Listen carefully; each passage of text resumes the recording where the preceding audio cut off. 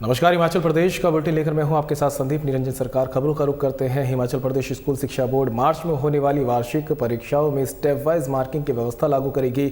इससे बच्चों को उनके द्वारा लिखे गए सही उत्तर के हिसाब से अंक मिलेंगे। बोर्ड ओएमआर शीट के बारे में बच्चों को जागरूक करने के लिए जिला स्तर पर वीडियो कॉन्फ्रेंसिंग करेगा। बोर्ड सचिव डॉक्टर मेजर विशाल शर्मा ने बताया कि पहले शिक्षक की तरफ से अंक देने का निर्णय शिक्षक पर था, लेकिन अब यह व्यवस्था छात्रों के हित में की गई है। इसके तहत शिक्षक बच्चों के सही उत्तर के आधार पर अंक देंगे। ओएमआर शीट से मूल्यांकन में समानता आएगी और 20% सवाल बहुविकल्पीय होंगे। इससे बच्चों को प्रतियोगी परीक्षाओं में भी मदद मिलेगी।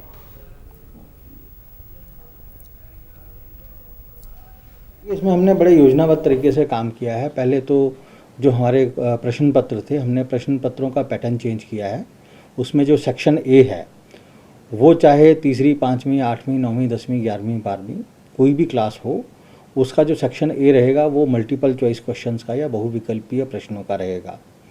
इसमें जो 10वीं और 12वीं कक्षा के जो जिनके बोर्ड के एग्ज़ाम होते हैं, उसमें हमने एक एडिशनल व्यवस्था ये की है कि उसमें जब ये बच्चा क्वेश्चन अटैम्प्ट करेगा तो उनको ओएमआर शीट पे अटैम्प्ट करेगा और उनकी चेकिंग भी उसी हिसाब से स्कैनिंग से और कंप्यूटर के माध्यम से की जाएगी। पूरे इंडिया में तो बहुत सारे बोर्ड हैं, मैं अभी कह नहीं सकता कि कोई और ये व्यवस्था करता है या नहीं करता, बट नॉर्थ इंडिया में और जहाँ तक मुझे आईसीएसई और सीबीएसई का पता है, वहाँ अभी फ़िलहाल ये व्यवस्था नहीं है। देखिए, इसमें ये होता है कि एक तो जो 20% प्रश्न हैं किसी भी प्रश्न पत्र के, वो अब बहुविकल्पीय प्रश्न हो जाएंगे। तो इससे क्या होता है कि जब बच्चा आगे कंपटीशन में जाता है तो साल भर वो बच्चा बहुविकल्पीय या मल्टीपल चॉइस क्वेश्चंस की भी प्रैक्टिस करेगा। सीएम के मीडिया सलाहकार नरेश चौहान ने चिट्टे के बढ़ते प्रचलन पर कहा कि नशा माफिया के खिलाफ कड़ी कार्रवाई की जाएगी। उन्होंने बताया कि युवाओं का इस चपेट में आना चिंता का विषय है। नरेश चौहान ने बताया कि पंजाब में सख्ती के बाद ड्रग पेडलर हिमाचल की तरफ बढ़े हैं। उन्होंने ये भी कहा कि पिछली सरकार ने इस समस्या पर ध्यान नहीं दिया था, लेकिन अब नशे के खिलाफ जन आंदोलन की आवश्यकता है। विपक्ष से अपील करते हुए नरेश चौहान ने कहा कि नशे पर राजनीति नहीं करनी चाहिए। सीएम ने यह भी साफ किया है कि नशे के खिलाफ कड़ी कार्रवाई जारी रहेगी। आप जब कोई काम ईमानदारी से करना चाहते हैं, आप किसी को सवाल उठाने का मतलब ही नहीं है। कौन किसको बचाना चाहेगा? क्यों? नशा समाज की बुराई है, ये हमको और आपको, हमारे भविष्य को खराब कर रहा है। इसके लिए कानून में बदलाव करने का मुख्यमंत्री जी ने जिक्र किया। आपके सामने कितने डेली आप मीडिया में के जरिए ही लोगों को पता लगता है कि कितने लोगों के खाते जब्त हुए, कितनी ये चैन बढ़ती जा रही है, किस प्रकार से ये हर गाड़ी में हर तरह और किस प्रकार से अब ये चीज़ें सामने आ रही है। इस पे रोक लगेगी। मुझे लगता है कुछ समय और लगेगा। हम इसका पूरी तरह से हिमाचल प्रदेश के नशे को मुक्त करने के लिए वचनबद्ध है और उसमें कानून में परिवर्तन करना है। उनकी जो प्रॉपर्टीज़ है या कोर्ट में उनको सजा हो, जो लोग बच रहे हैं, वो उसके लिए सरकार तैयार है। तो आपको लगता है केंद्रीय एजेंसियों को भी सतर्क होना पड़ेगा? बिल्कुल। इसमें आपको एक चीज़ और मैं बात कहूँ कि नशे के लिए केवल आप ये समझें कि नशा हिमाचल प्रदेश में थोड़ी बन रहा है। नशे की जो सप्लाई है नेबरिंग स्टेट से, दिल्ली से आ रही है, जो लिंक्स मिल रहे हैं, हरियाणा पंजाब से लिंक्स मिल रहे हैं। तो इसके लिए बहुत इंपॉर्टेंट है कि भारत सरकार किस तरह से एक राज्य से दूसरे राज्यों के साथ इंटेलिजेंस जो इन्फॉर्मेशन है उसको कैसे आप शेयर करते हैं। शिक्षा प्राप्त बेरोजगार युवा अब सड़कों पर उतरकर सरकार के खिलाफ विरोध जता रहे हैं। सोलन में सैकड़ों बेरोजगार युवाओं ने प्रदेश सरकार को घेरते हुए सवाल किया कि उनकी 1 लाख युवाओं को रोजगार देने की गारंटी कहां गई। प्रदर्शनकारियों ने कहा कि उन्होंने सरकार को वोट दिया, लेकिन ये सरकार किसी के हित में काम नहीं कर रही है। सोलन इकाई के संयोजक अंकुश ने बताया कि सरकार बनने के बाद से 2 साल से ज़्यादा समय हो गया है, लेकिन एक भी भर्ती परीक्षा नहीं हुई है। उन्होंने कहा कि सरकार ने जो 1 लाख नौकरियां देने का वादा किया था वो अब तक पूरा नहीं किया। बेरोजगार युवाओं ने सरकार से उनकी समस्याओं का समाधान करते हुए भर्तियां और परीक्षाएं करवाने की मांग की है। गवर्नमेंट एग्जाम्स की तैयारी कर रहे हैं हिमाचल प्रदेश सरकार के लिए। ये रैली हमने इस चीज के लिए निकाली क्योंकि पिछले 2 साल से ज्यादा से हम लोगों ने जो गवर्नमेंट एग्जाम्स के लिए फॉर्म भरे हुए हैं, उनका अभी तक एक पेपर भी नहीं हुआ है।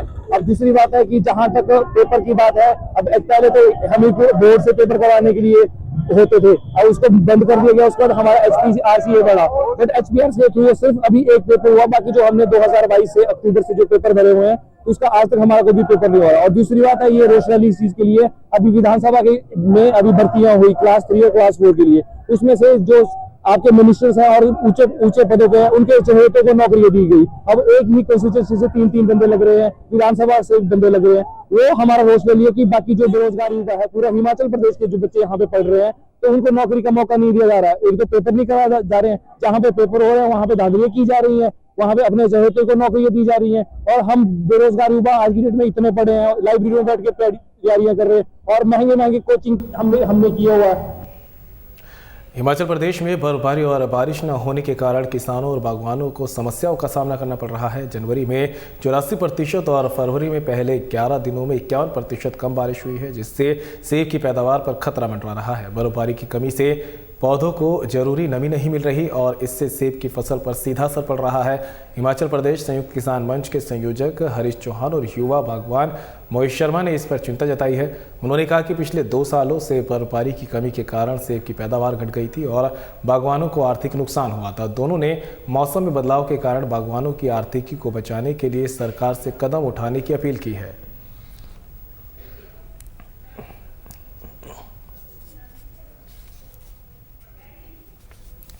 तो खबर आप तक पहुंचा रहे हैं, जहां पर हिमाचल प्रदेश में बर्फबारी और बारिश ना होने की वजह से यहां पर अब फसलों पर खतरा मंडराने लगा है।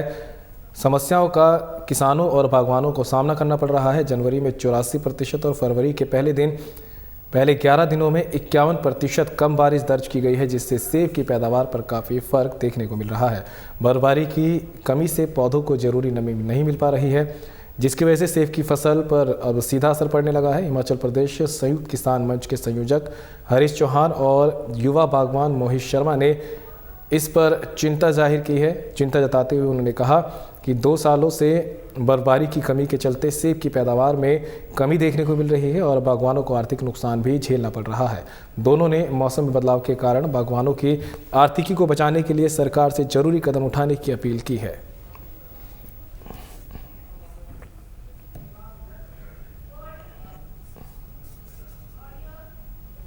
जैसा कि आप सभी को विदित होगा कि पिछले साल और इस साल जो है कम बारिश और बर्फ़बारी होने की वजह से जो ज़मीन है उसमें नमी नहीं है, जिस वजह से कि जो हमारी क्या बोलते हैं नई प्लांटेशन रहती है लगाने के लिए, वो वाले कार्य हम शुरू नहीं कर पा रहे हैं क्योंकि ज़मीन में बिल्कुल भी नमी नहीं है। बारिश मौसम चक्र में परिवर्तन ने जो है हिमाचल प्रदेश के फसल चक्र में भी जो है वो परिवर्तन ला दिया है। चाहे वो स्टोन फ्रूट्स है, चाहे सेब की बागवानी है, चाहे कृषि की खेती है, सब में जो है निश्चित रूप से परिवर्तन हो रहा है। मतलब कि हमारा कहने का ये है कि जो हमारी फ्लावरिंग है या स्प्राउटिंग है किसी भी फ्रूट में, वो बहुत अर्ली हो जाएगी, बहुत जल्दी जो है पत्तियाँ आनी शुरू हो जाएगी और बहुत जल्दी जो है वो फसल जो फ्लावरिंग होती है फसल की वो भी जल्दी इस वर्ष शुरू हो जाएगी, लगभग 20 से 25 दिन पहले,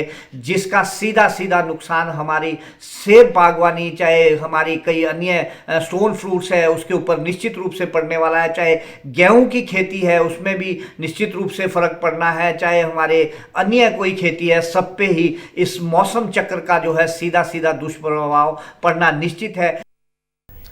करुणामूलक संघ ने प्रदेश सरकार से उनके चुनावी वादे याद दिलाए हैं। संघ अब हर जिले में प्रेस कॉन्फ्रेंस कर सरकार के वादों को ताज़ा याद करवा रहा है। मुख्यमंत्री और मंत्रियों ने चुनावों के दौरान करुणामूलक परिवारों के लिए वादा किया था कि सत्ता में आने पर 6 महीने के भीतर उन्हें पक्की नौकरियां दी जाएगी। इसी कड़ी में मंडी जिले के करुणामूलक संघ के प्रधान अनिल बलेनिया ने प्रेस वार्ता में कहा कि वे खुद को असहाय और ठगा हुआ महसूस कर रहे हैं। उन्होंने बताया कि सरकार ने 2.5 साल से करुणामूलक परिवारों के लिए कोई ठोस कदम नहीं उठाए। 2 बैठकें हुई लेकिन कोई नतीजा नहीं निकला। उन्होंने सरकार से बिना किसी शर्त के करुणामूलक परिवारों को नौकरियां बहाल करने की अपील की है। तो करुणामूलक संघ ने प्रदेश सरकार को उनके चुनावी वादे याद दिलाए हैं। अब संघ हर जिले में प्रेस कॉन्फ्रेंस कर रहा है और सरकार के वादों की याद ताज़ा करवा रहा है। मुख्यमंत्री और मंत्रियों ने चुनावों के दौरान करुणामूलक परिवारों को वादा किया था कि सत्ता में आने पर 6 महीने के भीतर उन्हें पक्की नौकरियां दी जाएगी। इसी कड़ी में मंडी जिले के करुणामूलक संघ के प्रधान अनिल बलेनिया ने प्रेस कॉन्फ्रेंस की है और प्रेस कॉन्फ्रेंस करते हुए कहा कि वे खुद को असहाय और ठगा सा महसूस कर रहे हैं। उन्होंने बताया कि सरकार ने 2.5 साल से करुणामूलक परिवारों के लिए कोई ठोस कदम नहीं उठाया। 2 बैठकें भी हुई थी, लेकिन इन बैठकों में कोई नतीजा निकलकर सामने नहीं आया। उन्होंने सरकार से बिना किसी शर्त के करुणामूलक परिवारों की नौकरियों को बहाल करने की अपील की है।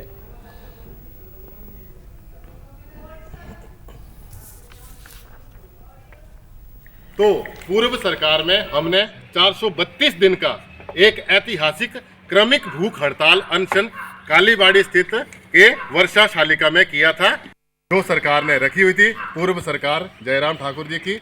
उसमें क्या था कि मतलब अगर परिवार में एक सदस्य है तो उसकी सालाना आय जो है 62,500 और उनको गुणा करके बताओ कि ये 2 हैं तो 1,25,000, 3 हैं तो 1,87,000 समथिंग और 4 हैं तो 2.5 लाख।